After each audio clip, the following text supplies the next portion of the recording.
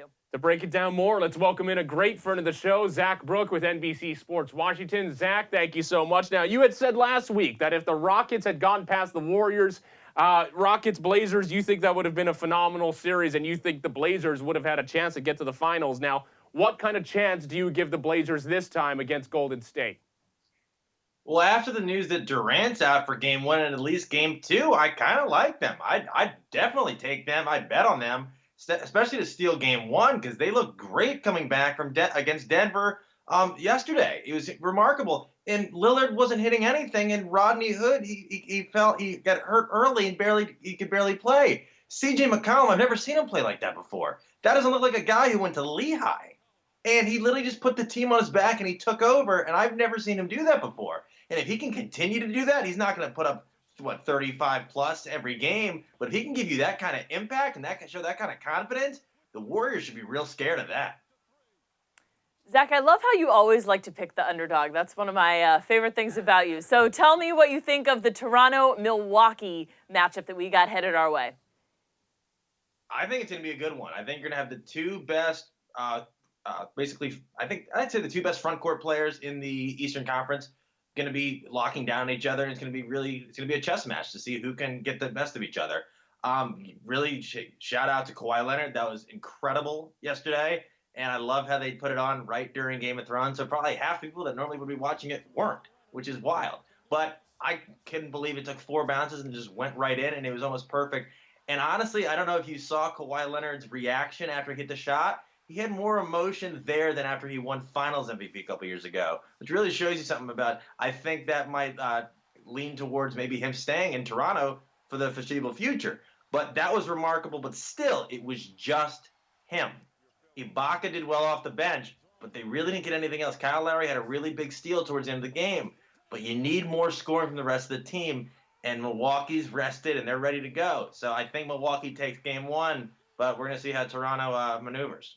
Yeah, what do you think that back and forth is going to be looking like? Because it's kind of an old throwback series where you have these two players and you're keying in on this individual matchup right here, and it's not so much about the three-point shooting where these guys are threats anywhere.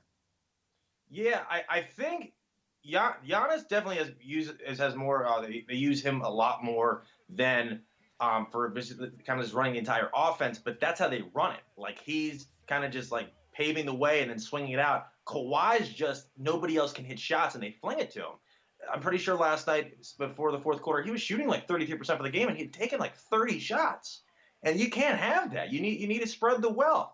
If Giannis and Kawhi are shooting similar number of shots, I think it's going to be close. But Kawhi, you got to be putting at least 50. I just looked at it. Giannis is shooting close to, I think, 55% from the field so far in the playoffs. And if that's the case, I think Kawhi is going to give him the toughest test he's seen so far because nobody in Detroit could do anything. And you saw Boston, he just went right by him. I think Kawhi is the best perimeter defender in the NBA, but I think Giannis might be able to switch around. So whichever one of them can really get going, I think that's who kind of takes the lead in this series. It's going to be a good one. I'm really intrigued to see that matchup in particular. Also wondering about your thoughts on which matchup you want to see in the Portland-Golden State series man-to-man. I really want to see Seth versus Steph. I think everybody wants to see that. And I really want to see what Dell and their mother really, who they're rooting for. I heard that she said they're going to flip a coin before every game. But I think it cuts down on their air travel because I know they were going back and forth to get to every one of the Western Conference semi games. But I think it's going to be really good. But Portland's going to need an effort out of their bench. You don't have I'm not sure if Rodney Hood's going to be available. And you need somebody else to step up. Zach Collins has been great. But Evan Turner, he finally showed up yesterday, and I think they're going to need more out of him for that. That's what they gave him that big contract for after he left Boston. They're going to need that from him and just a better overall contribution. I know you're not going to get the best defensive pressure out of Enes Kanter, but you can't have him be out there just getting pushed around like Jokic was doing. I'm not sure if Cousins is playing, but other than him, there's not really somebody on the Warriors that I think can push around Enes Kanter.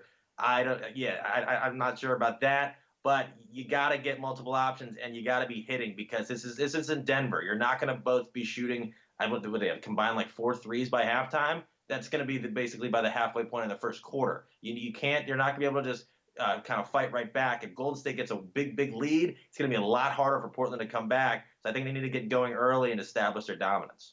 Yeah, and the first 2 games are their opportunity to do so, given the fact that there is no Kevin Durant.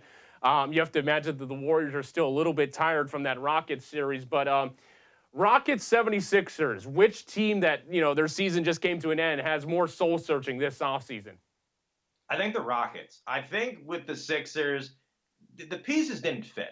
They haven't fit all season. They've just been kind of. I heard it the other day. They're trying to put round plugs in square pegs, and you can't do that. Embiid, you saw how visibly upset he was. It's because you saw how hard he's worked this season. I also think he knows that he wish he could have done more if he wasn't ailing. But it's the playoffs, and he played. He had a pretty good game, but he did look a little kind of exhausted going into the second half.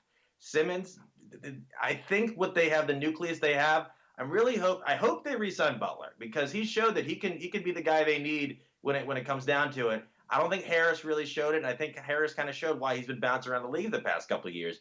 I don't know if they're going to bring back Redick, but I also heard today there's some potential.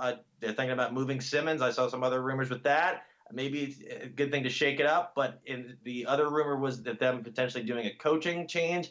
I don't think that's the best case. I think you saw how far Brett Brown has brought the squad. I'd give him another shot. The series was so back and forth. I really don't think you can blame the coaching on that. For the Rockets, what are you going to do? You've got Harden and Paul on these monster contracts. You just gave Capella a monster contract. They really can't move anything around, and their guys are aging. So unless they can kind of revamp everything, this is the squad you're going with unless you make a big trade. Since you brought up coaching in that conversation, I want to ask you your thoughts on the most splashy, shall we say, coaching hire in this offseason so far, and that's Frank Vogel heading to the Lakers. Your thoughts on whether that's a good fit? I like him as a coach. He was great. He was good. He didn't have really a good Orlando team a couple years ago, but he was great with the Pacers when I think he got him like the 1 seed a couple years ago with Hibbert and Lance Stevenson and Paul George. He's a really good coach. I don't know how LeBron feels about it. I don't know if LeBron was consulted on it, and it's really going to be see what happens with them. You can have any coach you want, but the squad they have is not going to be able to kind of be cohesive. It's a bunch of young guys and a bunch of kind of rotation players, and then you've got an aging LeBron who really doesn't have his interest. I don't really know if his interests are really on the court right now. It might be watching his son play because his son's about to go to school, or it might be doing some of his external interests with his show on HBO and all that other stuff he's been up to. I think there's going to be a real possibility that they see what they can get in a potential trade for him because you have him. He has really no say in it, and honestly, I think he might want to go.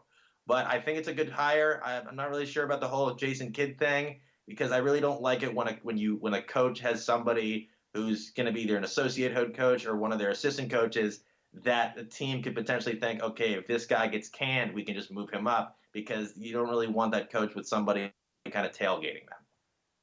Zach, you can just stop right there. Lakers will be fine. They'll just get Kyrie and Kawhi Leonard in the offseason. It'll be okay. Moving on now.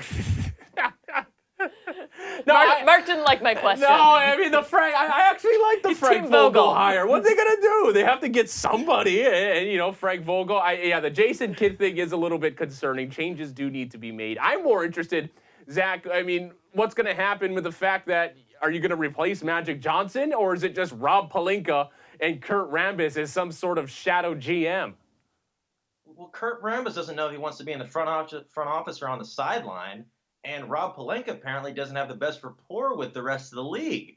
But I really don't know who else you're going to get that's going to be an improvement in the front office that really wants to go there if they don't have a lot of flexibility and you constantly have people looking over your shoulder. I think it's just a kind of a touch situation. I don't know who they're going to try to pry away. They got the market. They've got all the appeal. But it's not the most stable organization. And you're seeing that. And I think they're going to see if they can make a big move with Pelinka. And then there's also a conflict of interest. Since he's basically, what is he, Kobe's agent? That's not a good look for the franchise if you're angering one of your best players of all time, and I think that's the issue you have when you sign him because of that. So it's gonna be an interesting offseason. I'm with you, Zach. I would have been at that protest. All right, there are a lot of changes in order. Zach Brook with NBC Sports Washington. Thank you so much for joining us. I appreciate it. We'll talk more as the games get going. Zach, thank you. Appreciate it. Thanks, Zach. It's sad to see the